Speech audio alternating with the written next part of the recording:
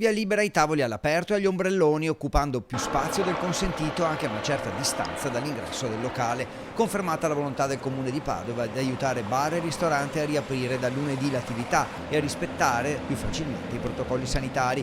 In una diretta sui social, l'assessore Bressa ha spiegato l'ordinanza e risposto alle decine di domande degli esercenti.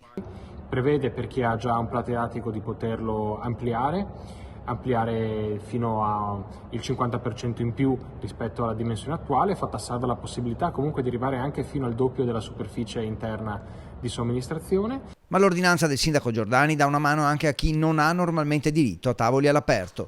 Ma viene data la possibilità anche a tutti i locali che un plateatico non ce l'hanno di trovare modo per collocare sedie e tavolini anche in deroga rispetto alle regole che sono normalmente vigenti. Unici limiti: non occupare gli spazi privati, le strade, i portici, se si impedisce ai pedoni di passare. Un incoraggiamento anche ai clienti perché con maggiore spazio si sentano più sicuri sul piano della salute. La procedura è semplificata, niente indagini e sopralluoghi, basterà addirittura una mail. Possiamo mettere in campo una procedura semplificata attraverso il semplice invio di una mail con la planimetria allegata per la richiesta di autorizzazione. E la cosa importante è che questi spazi pubblici saranno gratuiti fino al 31 ottobre, non solo l'ampliamento ma proprio tutto il plateatico. Particolari agevolazioni anche per chi ha locali nelle piazze in Prato della Valle e per chi vuole posizionare ombrelloni. Insomma, dopo tante sofferenze economiche, un sostegno concreto alla categoria della ristorazione.